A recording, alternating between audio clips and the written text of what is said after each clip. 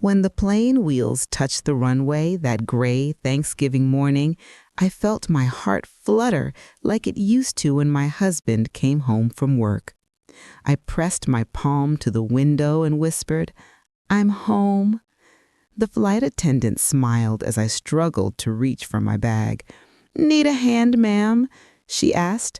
"Oh, I'm fine, dear," I said, trying to sound stronger than I felt. Inside, I was glowing. My children had invited me, really invited me, to Thanksgiving after 3 long years. "Fly out, Grandma," my son Mark had said over the phone. "We all want you here this time. The kids miss you." Those words replayed in my head the entire flight. I'd replayed them while I packed my suitcase, while I baked the cranberry cookies my grandchildren loved, while I folded the blue cardigan my husband once said made my eyes sparkle. For days, I imagined the reunion, my granddaughter running into my arms, my daughter-in-law helping me with my coat, my son smiling and saying, "It's so good to have you home, Mom." I even rehearsed what I would say when I saw them again. "Look how big you've grown, Emma. Oh, Mark, you've lost weight." I'd laugh, and for a brief moment, maybe I'd feel like family again.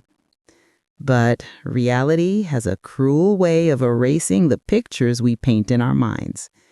The airport smelled of coffee and cinnamon, families carrying pies, fathers juggling luggage, mothers corralling excited children in puffy jackets. Everywhere I looked, people were rushing into hugs, into laughter, into love. I clutched my old leather purse a little tighter, waiting for my turn. The minutes passed, 10, 20, 40. I sat down near baggage claim, watching the crowd thin out like the end of a party I hadn't been invited to. I dialed Mark. No answer. I told myself they're probably stuck in traffic. So I waited.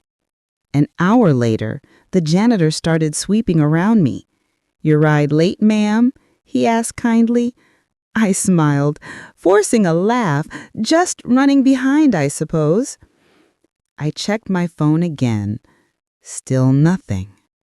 Then I remembered the scarf in my bag, the one my husband gave me our first winter together. I wrapped it around my neck. It still smelled faintly of pine and home. That tiny comfort kept me from crying. 2 hours. I called again. Voicemail. "Hey, Mom, leave a message." I tried to sound casual. "Hi, sweetheart. I landed safe and sound. I'm here at Gate C. Can't wait to see you." My voice cracked on the last word. By the 3rd hour, the benches around me were empty. The laughter had faded. All that was left were echoes, rolling suitcases, muffled announcements, and my own heartbeat. I tried calling my daughter-in-law, Jenna. Straight to voicemail. My hands began to shake. The airport lights flickered as evening shadows stretched across the floor. That's when I started to realize maybe they weren't late. Maybe they just weren't coming. I pulled out the printed ticket envelope, the one Mark had mailed me, with a little note inside. "Can't wait to see you, Mom. This year will be special." I ran my thumb over the ink. The paper felt heavier now, like it was mocking me. A family nearby burst into laughter as they spotted their relatives. "Grandma!" a little boy yelled, running into his grandmother's arms. Her eyes shone with tears as she kissed his forehead. I turned away before mine could fall. The janitor passed again, slower this time. "You sure you're okay, ma'am?" I nodded. "Yes, thank you. My family's on the way." He didn't believe me. I could tell by his eyes, but he smiled anyway and walked on. 5 hours. The airport staff started closing the coffee stalls. My phone buzzed once. My heart jumped, but it was only a weather alert. Finally, a message appeared from Jenna. Just one line. "Hey, Mom. Sorry, change of plans. We went to my sister's instead. Hope you understand." I stared at the screen until the letters blurred. No apology, no offer to come get me, not even a happy Thanksgiving. The airport was nearly empty when the janitor came back again. He paused, looked at me, and said softly, "Let me call you a cab, ma'am." This time I didn't argue. Outside, the wind bit through my coat. The night air smelled of cold metal and jet fuel. I sat in the back seat of the cab watching other families drive away with laughter and headlights, their cars full of warmth and belonging. Mine was full of silence. I pressed my hand against the window and whispered again, "I'm home." But this time, it didn't sound like joy. It sounded like goodbye. When we pulled up to a cheap motel near the highway, the driver asked, "Someone meeting you here?" I shook my head. He gave me a sympathetic look and didn't charge the full fare. Inside the room, the air smelled of dust and old tears. I sat on the edge of the bed, the kind that sags in the middle, and stared at the wall. I thought about the turkey Mark would be carving right now, the laughter echoing through Jenna's sister's house, the photos they'd post online, smiling faces without me in the frame. The realization hit me quietly, like frost creeping up a window. They hadn't forgotten me. They'd just decided I wasn't worth the effort anymore. And as I lay there, listening to the hum of the heater and the ache of my own heartbeat, one thought settled deep inside me. Maybe I wasn't invited out of love. Maybe I was invited out of guilt. But guilt fades. And tonight, so did I, from their memory, from their plans, from their family. You'd be proud of them, you know. Mark's doing so well. He's got a big house, 2 kids, and a wife who's always posting their vacations. The silence after I said it would hang in the air for a long moment, like even the walls were waiting for me to admit what I didn't want to say. That he never called anymore. That birthdays came and went with only a text. That the last time I saw my grandchildren, Emma had forgotten what my voice sounded like. But then the phone rang, and for once, it wasn't a telemarketer. "Mom, hey, it's me." That familiar voice. For a second, I forgot to breathe. "Mark?" I whispered. "Oh, Mark, sweetheart, it's been so long." He laughed softly. "Yeah, I know, Mom. Things have been crazy busy with work. But listen, I have some news. We want you to come out for Thanksgiving this year." For a heartbeat, I thought I'd misheard him. "Me? Really?" "Of course. The kids have been asking about you. Emma even said she misses your cookies. We'll fly you out. You shouldn't be alone for the holidays." Alone. That word always stung. But not today. Today, it felt like an invitation, like someone had just opened a window after a long winter. "Oh, Mark, I'd love that." "Great," he said quickly. "I'll have Jenna handle the tickets. She's good with that stuff. Just pack warm, okay? It's cold here." He didn't stay long on the call, but that was fine. I didn't need hours. I just needed that one sentence. "We want you here." When I hung up, my hands were trembling. For the first time in years, my house didn't feel quite so empty. I pulled out my suitcase that same night, It still had the tag from my husband's funeral trip, Chicago, 2016. Dust clung to it, stubborn and gray, but I didn't care. I cleaned every inch, humming the old tune he used to whistle when we packed together. I laid out my clothes on the bed, the blue cardigan, the soft pink scarf Emma had given me one Christmas, the photo album. I wanted to show them pictures from when Mark was little, back when he used to follow me into the garden and help me plant tomatoes. I even packed the tiny ceramic angel from my nightstand, my travel guardian, as my husband used to call it. He'd always say, "Wherever you go, take a piece of home with you." And this time, I was going home. The next morning, I walked to the bakery down the street. Mrs. Patel, the baker's wife, smiled as I entered. "Big trip coming up, Mrs. Turner?" I nodded, grinning like a girl again. "My family invited me for Thanksgiving. Can you believe it?" She beamed. "Ah, finally. They will be so happy to see you." "I hope so," I said softly. "I just want to make it special." I bought 2 loaves of her honey bread, Mark's favorite since he was 10, and a box of cranberry cookies. She tied them neatly with a red ribbon, and I remember thinking how pretty they looked.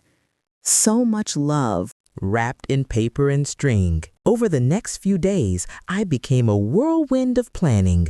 I called the airline twice to confirm my ticket. I wrote down emergency numbers. I even made a list of gifts for everyone. For Mark, the silver cufflinks that had belonged to his father. For Jenna, a handmade shawl I'd been knitting for months. For little Emma, the dollhouse furniture I'd saved since my own childhood. Each item had meaning. Each one was a reminder of the years I'd spent loving them quietly from afar. At night, I'd sit by the fire and look at the clock, imagining their faces. Maybe Emma would finally remember me. Maybe Jenna would smile without that polite stiffness in her voice. Maybe Mark would hug me, really hug me, like he used to when he was a boy with scraped knees and big dreams. I even started setting my alarm early so I could bake cookies fresh before I left. The kitchen smelled like cinnamon and hope. And as I packed them carefully into tins, I caught myself whispering, "They'll be so happy to see me." 3 days before the flight, Jenna called. Her tone was brisk, efficient, like someone checking off a to-do list. "Hi, Mom. I just wanted to make sure you got the ticket details I emailed." "Yes, dear. Thank you so much. I can't wait to see you all." Yeah, the kids are excited too." There was a pause, a strange one, like she wanted to say something but decided not to. Then she added, "Oh, by the way, we might be running around a bit on Thanksgiving morning, so if we're a little late picking you up, just hang tight, okay?" "Oh, of course," I said cheerfully. "Take your time." She exhaled, relieved, maybe. "Perfect. Safe flight, Mom." The line clicked off before I could reply. I stood there for a moment, holding the phone to my ear, even after the silence had settled. There was something about her tone that didn't sit right, but I brushed it away. She had always been practical, not warm. Maybe that was just her way. Still, something in me whispered, "Don't get too excited." But I ignored it, because hope is stubborn, especially when you've been lonely too long. The night before my flight, I couldn't sleep. I walked around my little house, touching everything. The framed photo of my wedding day, the recipe book my mother gave me, the worn armchair where my husband used to fall asleep mid-sentence. When I reached his photo, I smiled through the tears. "Oh, Henry, can you believe it? I'm going to see them again. Maybe things will be different this time." I almost imagined him smiling back, that soft, proud grin that always said, "You deserve to be loved." I set out my travel clothes, comfortable shoes, a neat skirt, and the scarf that still carried his scent. Then I slipped into bed, whispering, "Tomorrow's going to be wonderful." Outside, the wind howled against the windows, but inside, my heart was quiet, full of expectation. The next morning, I woke before dawn. The taxi arrived right on time. The driver was young and kind and helped me with my bags. "Going somewhere special, ma'am?" he asked. "Yes," I said, smiling. "Home." As we drove, I watched the town fade away. The bakery, the church, the park bench where Henry and I used to sit on Sunday afternoons. Everything familiar grew smaller until it was just lights behind me. I didn't realize then that I was leaving behind more than a house. I was leaving behind the last place where I was loved without condition. At the airport, I checked in, went through security, and found my seat by the window. As the plane ascended, I whispered a small prayer for peace, for my family, for one more chance. The woman sitting next to me struck up a conversation halfway through the flight. She was visiting her daughter and 2 grandchildren. "They're always calling, always asking when I'll come," she said proudly. I smiled politely, though something inside me twisted. "That's wonderful," I said. "Family is everything." She nodded, eyes shining. "It is. My daughter says Thanksgiving isn't complete without me." I wanted to say, "Mine said that too," but I stayed quiet. I didn't want to jinx the joy I still believed was waiting for me at the gate. When the pilot announced our descent, I straightened my cardigan and brushed my hair. I could almost see them. Mark holding a sign, Emma waving her tiny hand, Jenna snapping a photo for her friends. The wheels hit the runway. My heart soared. I pressed my hand to the window, whispering again, "I'm home." The applause of the passengers, the chatter, the shuffle of coats, everything felt alive, full of promise. I didn't know that within hours, that promise would turn into the loneliest silence I'd ever known. But at that moment, I believed. Oh, how I believed. The plane doors opened with a rush of cool air that smelt faintly of coffee and jet fuel. I clutched my small handbag, my fingers trembling with anticipation. Around me, passengers stood, stretching, smiling, calling relatives on their phones. We just landed. I waited until the aisle cleared. Old habits. I never liked to rush. The flight attendant helped me with my bag and said cheerfully, "Happy Thanksgiving, ma'am. Safe travels home." I smiled back. "Thank you, dear. I can't wait." My heart beat faster as I stepped onto the walkway. I could already see it in my mind. Mark waving from the glass doors, Emma running ahead, Jenna rolling her eyes but smiling anyway. Home. But when I reached baggage claim, there was no Mark, no Emma, just a swirl of strangers greeting one another with hugs and laughter. I checked my phone. No service. The airport Wi-Fi took forever to connect. I sat down near the carousel and waited. 10 minutes? 20? 40? Families came and went. The noise faded to a dull hum. I tried to keep my mind busy, reading the little signs, watching the lights flicker above the luggage belt. Every time a child laughed, I looked up instinctively, thinking maybe it was Emma. After an hour, my smile began to feel heavy. Maybe they got stuck in traffic. Jenna had said it might happen. I took out the small tin of cookies from my purse, the ones I'd baked that morning. and held it close, as though the smell of sugar and cranberry could comfort me. Another hour passed. The janitor began sweeping near my feet. He gave me a kind nod. "Your ride running late, ma'am?" "Yes," I said softly. "They'll be here soon." He smiled, but there was pity in his eyes. That quiet look people give when they think you don't see it. I didn't want pity. I wanted my family. Finally, the Wi-Fi connected. I opened my messages. Nothing. So I called Mark. Straight to voicemail. I tried again. Same result. I typed a quick text. "Landed safely, sweetheart. I'm by baggage claim." Then I waited, watching the three little dots that never appeared. I tried Jenna next. She didn't answer either. The silence on the other end of the line was louder than anything around me.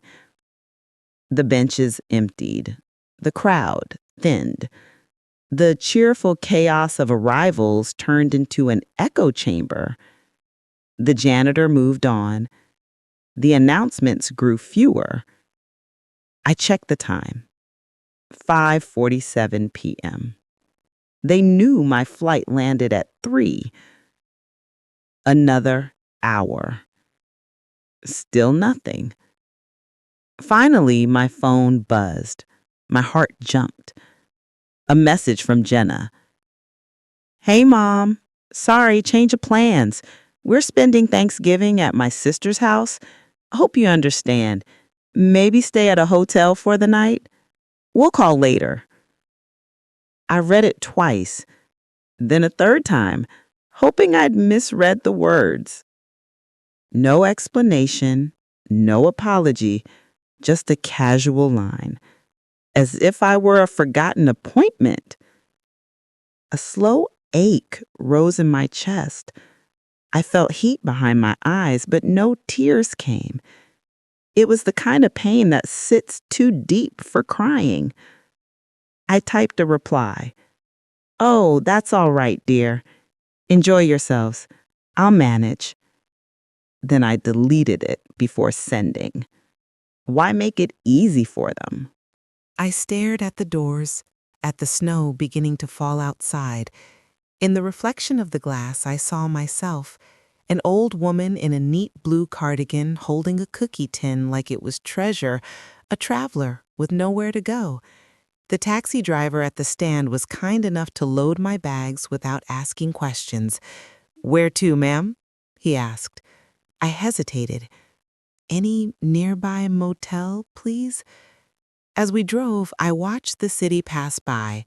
Bright store windows, families gathering around dinner tables, laughter spilling out into the cold.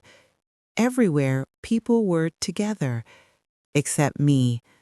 We stopped at a budget motel off the highway. The sign buzzed and flickered. Vacancy. Inside, the receptionist barely looked up. "One night?" "Yes," I whispered. "Just one night." The room smelled of dust and stale air. The wallpaper peeled slightly near the window. The bed creaked when I sat down. I placed my suitcase beside me and stared at it. All that love I had packed, the gifts, the cookies, the cardigan, the photo album, suddenly felt foolish, like props from a play that had closed before opening night. I took out the photo album anyway. The first picture was of Mark as a toddler, covered in chocolate frosting, laughing up at me. I touched his tiny face with my finger and whispered, "You used to look at me like you were my whole world." Now I wasn't even a footnote in his plans. The hours stretched. I turned on the small television, but every channel showed cheerful commercials, families passing mashed potatoes, children hugging grandparents. Each image felt like a cruel reminder. I muted the sound and sat in the glow of the screen, thinking of how easily love can fade when convenience replaces it. At one point, I called the front desk to ask if there was a diner nearby. The clerk said there was one 2 blocks away, so I bundled up and walked there through the icy wind. Inside, the smell of coffee and fried food wrapped around me like a thin blanket. A waitress named Sandy brought me a cup of tea. "Traveling for the holidays?" she asked kindly. "Yes," I said, "to visit family." She smiled. "That's nice." I didn't correct her. While I stirred my tea, a family at the next booth was laughing, the father cutting a slice of pie, the mother taking photos, the grandmother holding her grandchild close. I turned away before they could see the look on my face. When I walked back to the motel, snow had begun to fall harder. The flakes clung to my scarf, melting as soon as they touched the fabric. By the time I reached my room, my hands were stiff with cold. I sat on the bed again, staring at the small window where the snowflakes danced under the streetlight. And that's when the tears finally came.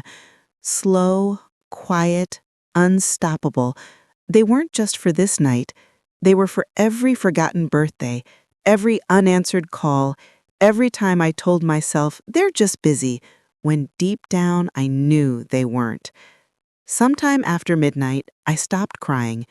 I made myself a promise instead. If they didn't want me there, I wouldn't beg to belong.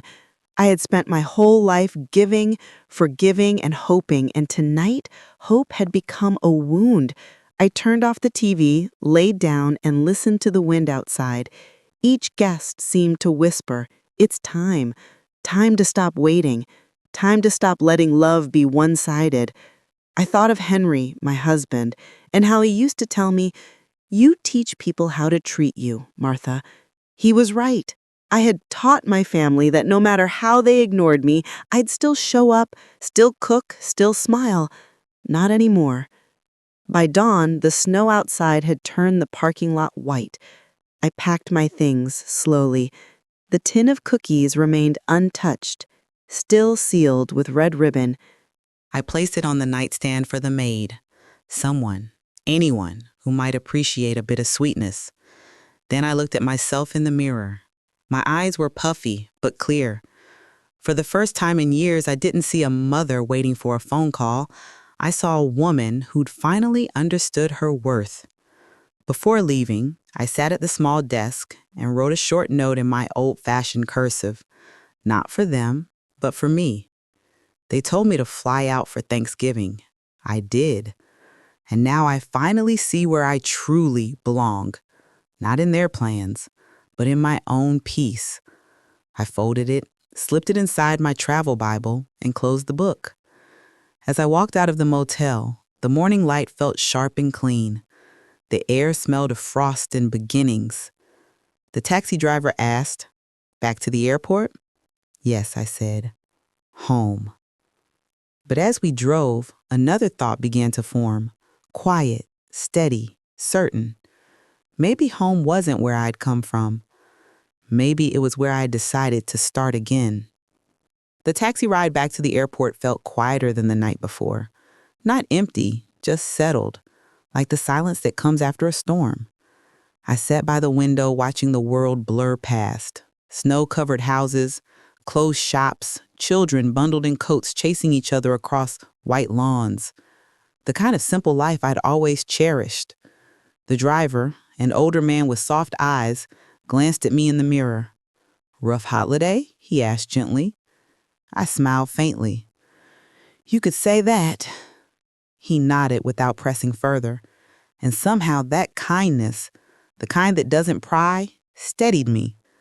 I wasn't going to cry anymore. Not for people who didn't even bother to pick up the phone. As the airport signs appeared ahead, I realized something. I wasn't going home broken. I was going home aware. The moment I stepped out of that taxi, something in me had shifted. My back felt a little straighter. My eyes didn't dart around searching for familiar faces. For the first time in years, I walked with the quiet certainty of a woman who had finally stopped apologizing for existing. I found a seat by the window, overlooking the runways. Planes took off one after another, each one carrying someone towards something new. And I thought, Why can't I?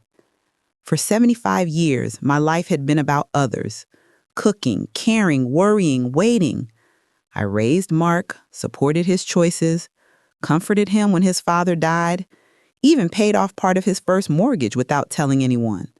I'd become the family's quiet backbone, invisible until needed. But last night showed me something brutal. When people stop seeing your value, you can either shrink into the shadows or step into your own light. I wasn't going to disappear. I was going to evolve. I didn't fly home right away. Instead, I booked a train, slow, steady, and deliberate. I wanted time to think, to breathe, to let the pieces of me settle back into place. As the countryside rolled past the window, I pulled out my old leather notebook, the one I used to jot recipes and reminders in, and began to write. Not grocery lists this time, plans. Plan number 1, no more chasing anyone. If they wanted me in their lives, they'd have to knock on my door. That quiet truth sparked the first flame of revenge. Not loud revenge, not petty revenge, elegant revenge. The kind that doesn't need shouting, only silence and timing. The next morning, I called my lawyer, Mr. Fielding. He'd been handling my affairs for over 20 years. "Good morning, Martha," he said warmly. "How was your Thanksgiving?" I chuckled softly.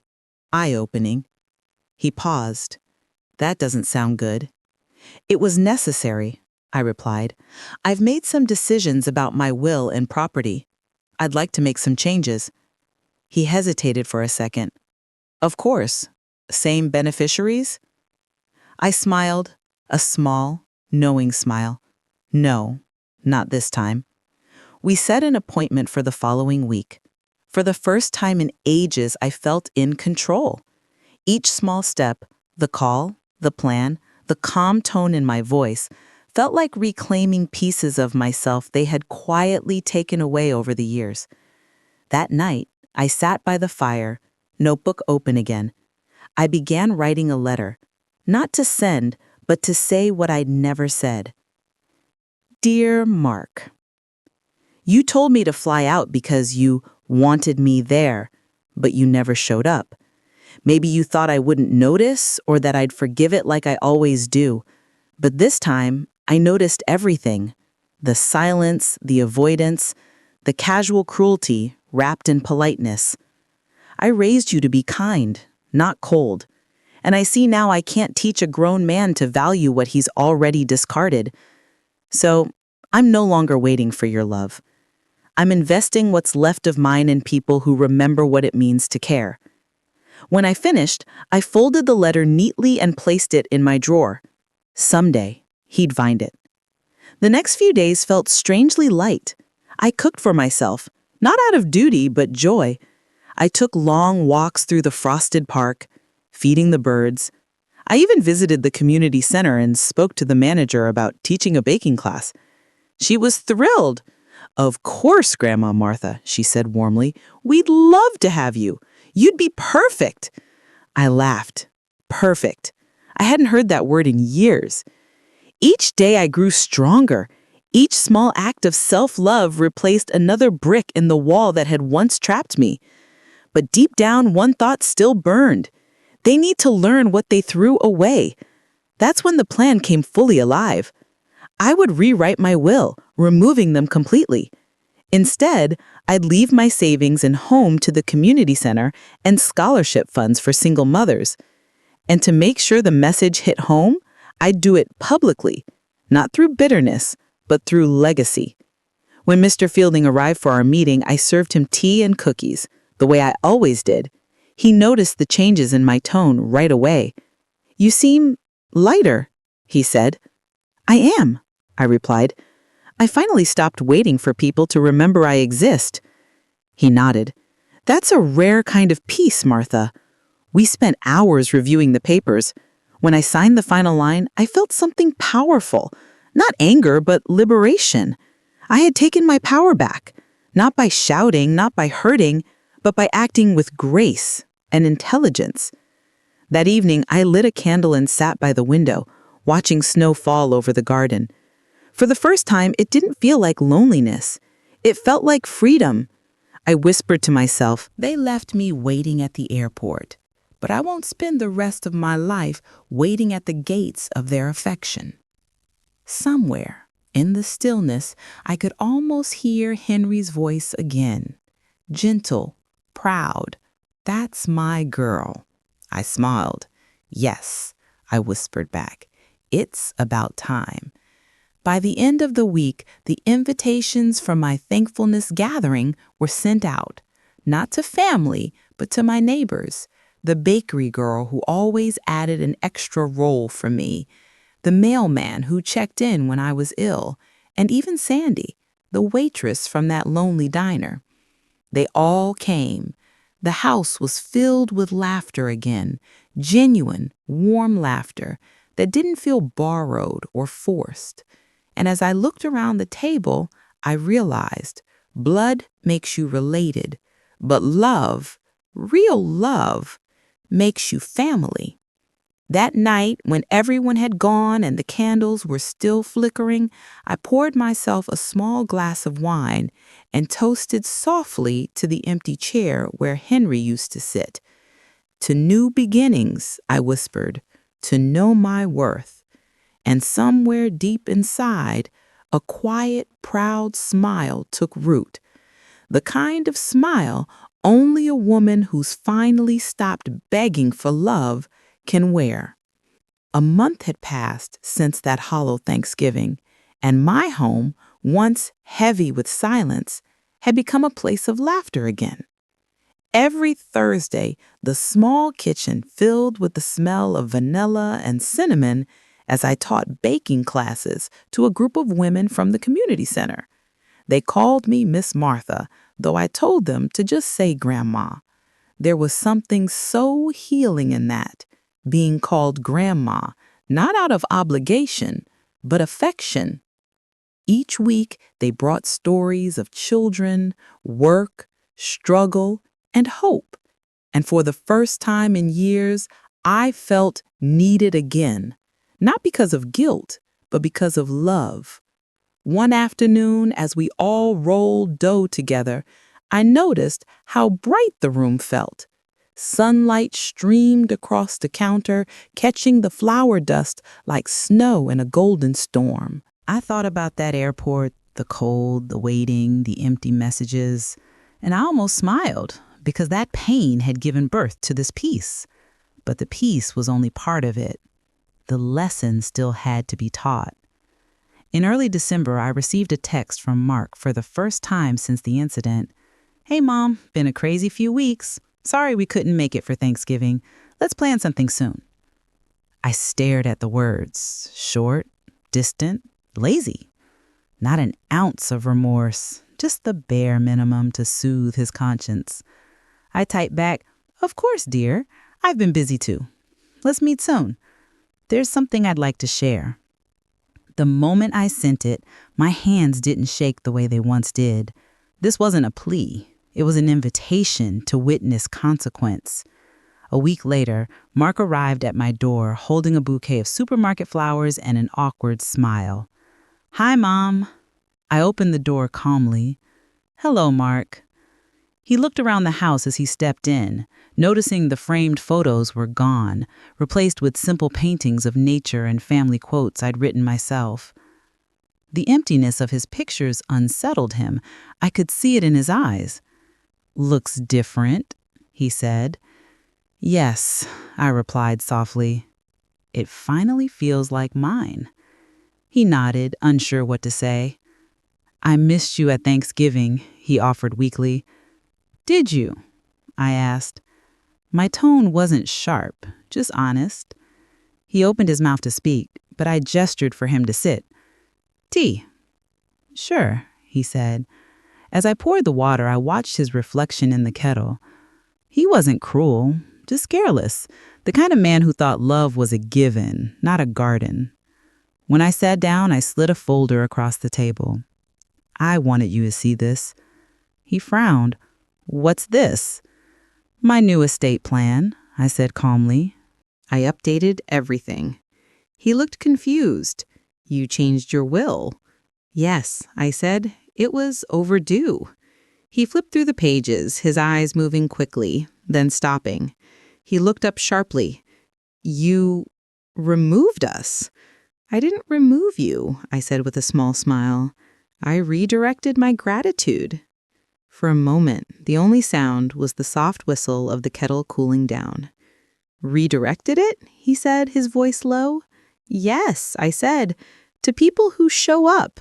The community center, the scholarship fund, the women who come here every Thursday and remind me what kindness looks like.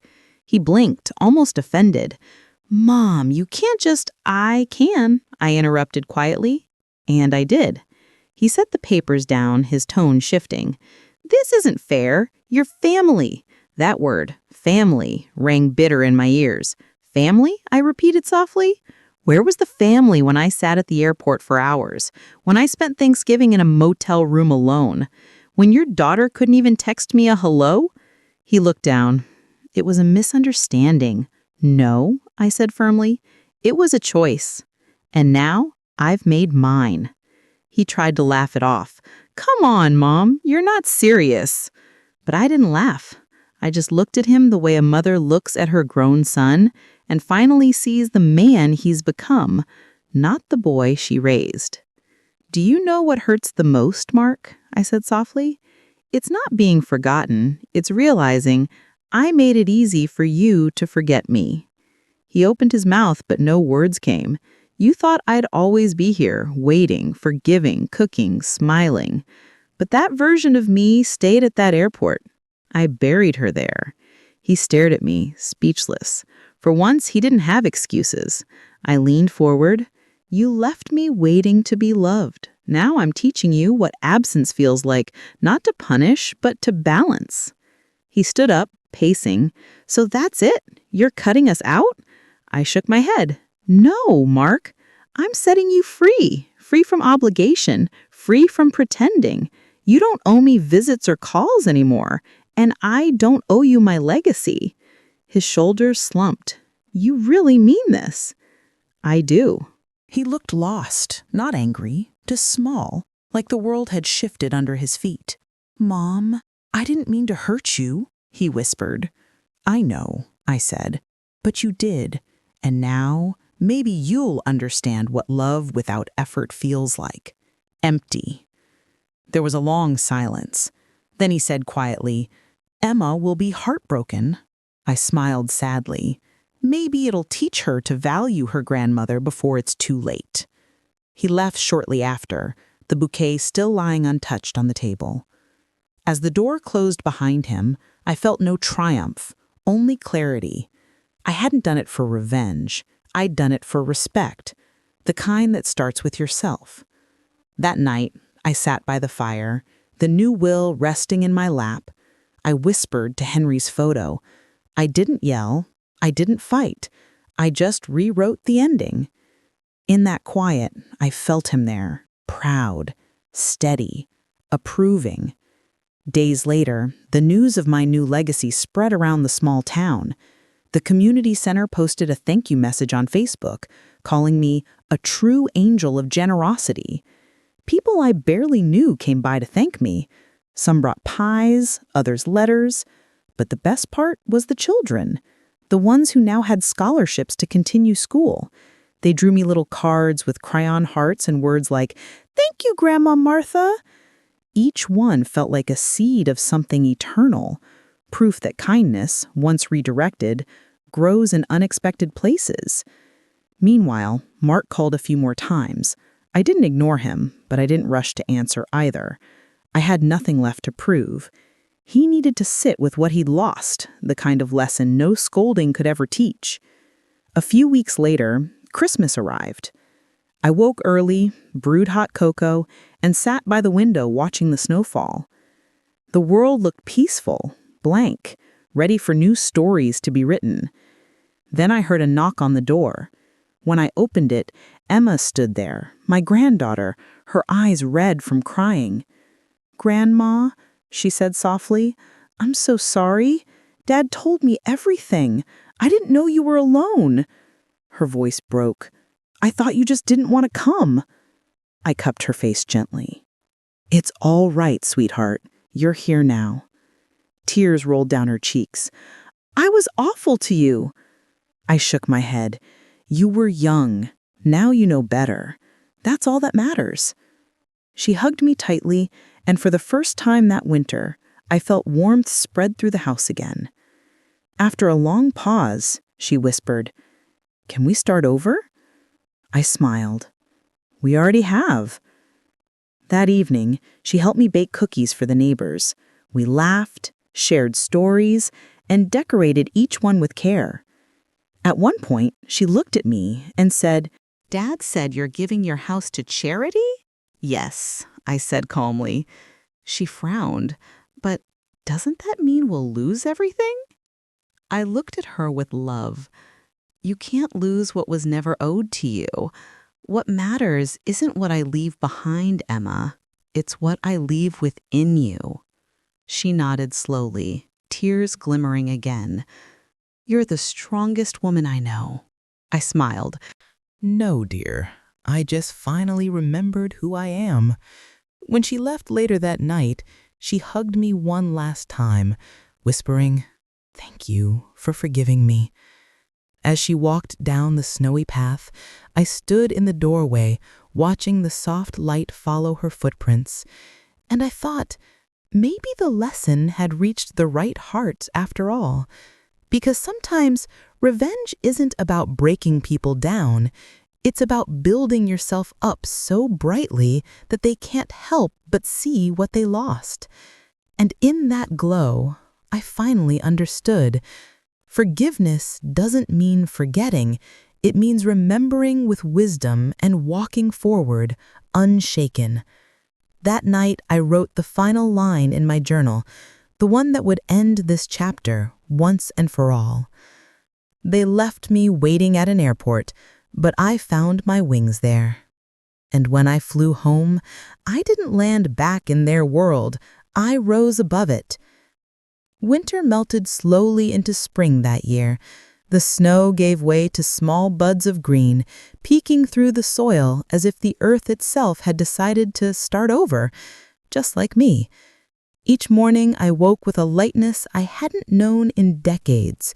No anxious thoughts about whether the phone would ring, no ache from waiting on promises that never came, just the gentle rhythm of my own breathing and the soft birdsong outside my window.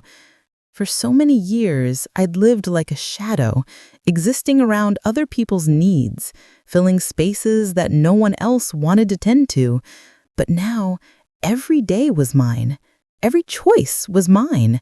And that realization was a kind of freedom I never knew I could have at 75.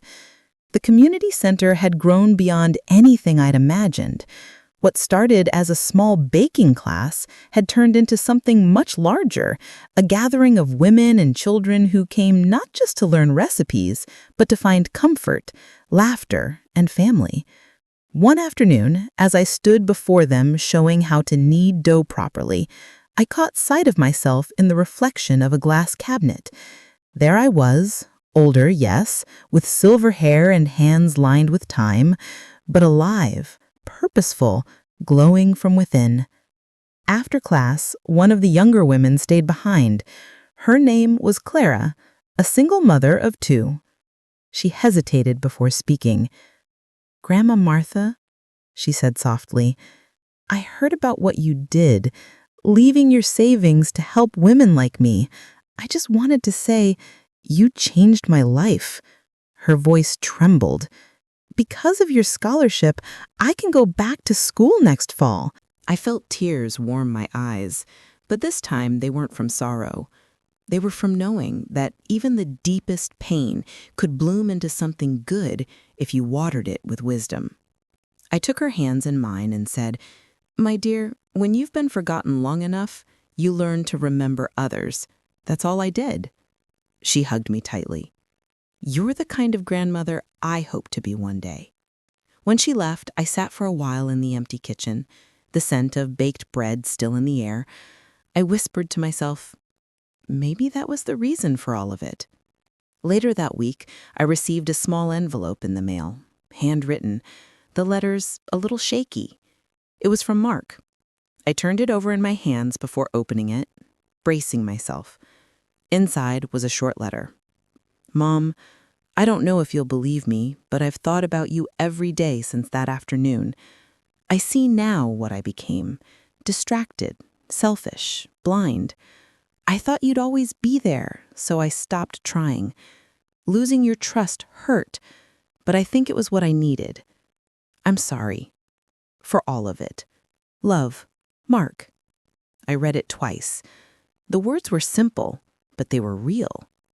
Not excuses, not pity, just truth. For a long time, I sat with that letter, feeling its weight in my hands.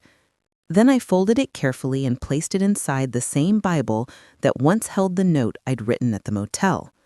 The pages now held both pain and peace, two sides of the same story.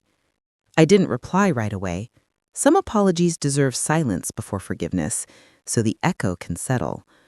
But I knew I'd forgive him, not because he asked, but because holding anger only tied me to the past, and I was done living there. When Easter came, Emma visited again.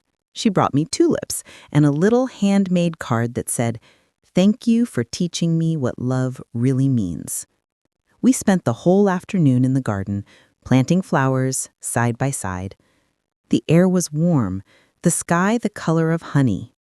At one point, she said quietly, "Dad's been trying to change, you know. He talks about you all the time." I smiled gently. "That's good. Change takes time. I just hope he learns to be kind before life teaches him again." She nodded. "You're not angry anymore, are you?" I shook my head. "No, darling. Anger is a heavy coat. I wore it long enough." She laughed softly. "You always have the best sayings." I looked at her, really looked, and saw a spark of the girl I used to be, long before the world taught me to shrink. "You'll have your own sayings one day," I said. "Just promise me something." "Anything." When you love someone, don't make them wait to know it. Say it. Show it. Life's too short for unspoken love. She nodded, eyes glistening. "I promise." As the days turned into months, my life found a beautiful rhythm. Mornings with tea and sunlight, afternoons at the community center, evenings filled with quiet reflection. Sometimes I'd sit by the window at dusk, the same one where I'd once cried after that long flight, and marvel at how the same place could hold both heartbreak and healing. That's the strange mercy of time. It doesn't erase what hurts, it simply gives it new meaning. One evening, I took out my journal, the one where I'd written all those plans, promises, and letters. I turned to the very first page where my handwriting trembled from the cold and grief of that night in the motel. Then I flipped to the last page and wrote my final entry. I learned that love isn't proven by blood or promises, it's proven by presence. I learned that forgiveness doesn't make you weak, it sets you free. And I learned that growing old isn't about losing time, it's about gaining clarity. They once told me to fly out for Thanksgiving. I did, and that flight led me back to myself. When I put the pen down, I felt something deep within me settle. Peace, gentle, complete, and earned. Months later, when the community center held a summer fair, they asked me to give a short speech. I stood before the small crowd, children holding balloons, mothers smiling, laughter in the air, and felt tears prick my eyes again. I cleared my throat and said, "I used to think my life ended when my family stopped needing me, but I was wrong. It began when I started needing myself." The crowd clapped softly. I smiled. "Sometimes," I continued, "we wait for others to bring us flowers when all along we could have planted our own garden. That's what I did here. You are my garden." There wasn't a dry eye in the room. Afterward, people came up to hug me, thank me, tell me how my story had reminded them of their own mothers and grandmothers. And in that moment, I realized that my heartbreak had become my greatest gift. A story that healed not just me, but others too. That night, as I walked home under a sky filled with stars, I whispered a quiet prayer of gratitude, not for the pain, but for the strength that grew from it. The air was cool, carrying the scent of blooming lilacs. Each step I took felt light, as though the earth itself was carrying me forward. I stopped at my gate, looked up at the moon, and said softly, "Thank you." To God, to life, to the version of me who refused to stay broken. Then I smiled, whispering the words that had carried me through everything, words I hoped others would remember too. Respect is not demanded. It's earned. Love is not proven by words.